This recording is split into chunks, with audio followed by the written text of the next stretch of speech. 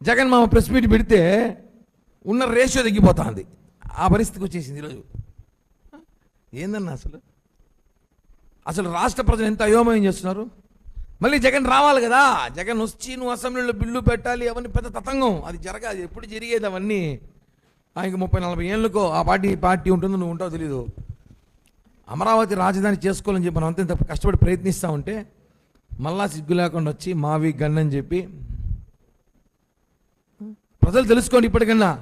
మన దౌర్భాగ్యం 5 వెనకెళ్ళి కారణం ఏమంటే జగన్మోహన్ రెడ్డి. గత 5 సంవత్సరాల్లో వైజాగ్ 3 రాజధానులు అని చెప్పి ప్రజలను అయోమయం గురి చేశారు. మళ్ళీ ఇప్పుడు అదే ప్రయత్నం చేస్తున్నాడు. చంద్రబాబు గారు, పవన్ కళ్యాణ్ గారు, మోడీ గారి సహాయంతో రాష్ట్రం అభివృద్ధి చేస్తూ ఉంటే మావి గన్ను బన్ను ఇంకా చూసినాం సోషల్ మీడియాలో ఏదేదో పెడతారు. ఒంగోలు నుంచి ఓం ముందర తీసుకో, గుంటూరు నుంచి గన్ను ముందర తీసుకో, ఒంగోనో పడుకోనో ఏదేదో పెడతాన్నారు. నేను మాట్లాడేది కాదన్నా, నిన్న రాత్రి నుంచి సోషల్ మీడియా మొత్తం అదే. ఒకటి పెద్ద పోస్టర్ పెట్టినాడు జగన్మోహన్ చేతికి ఇచ్చి, ఒంగోలులో ఓం తీసుకోనా, గుంటూరులో గూ తీసుకోనా, ఒంగో అంట, ఇంకోటి పడుకో అంట, ఇంకోటి ఇప్పుడు మనం సలహా గొడ్డలి పాగో, ఇంకా పులివెందుల్లో కడపం కలుపుతారు. వాము అవని వెళ్ళే మేము చెప్పలేము స్వామి, అవని మన సెట్ కాదు, ఇంకా కేసులు పెడతారు. మళ్ళీ వస్తారు వాళ్ళు కాసేపట్లో దొండకాయనేసి రాని మాట్లాడతాను నేను కూడా. ఏంది అసలు ఒక పార్టీ అధ్యక్షుడు,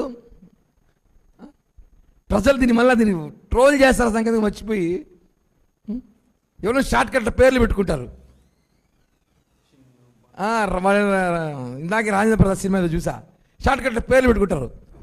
రామచంద్రరావు, ఆర్ఆర్, రామకృష్ణ, ఆర్కే, ఇలాంటిది. ఇది మావికి ఎలాంటి ఆలోచనలు వస్తున్నాయి అసలు ఆయనకి అర్థం కావట్లా. అందుకే చెప్పేది ప్రభుత్వానికి విన్నపించడం ఏమంటే, చంద్రబాబు గారు, పవన్ కళ్యాణ్ గారిని దయచేసి జగన్మోహన్ రెడ్డి గారికి నెలకు ఒకసారి స్పెషల్ ఫ్లైట్లో లండన్ పంపించండి.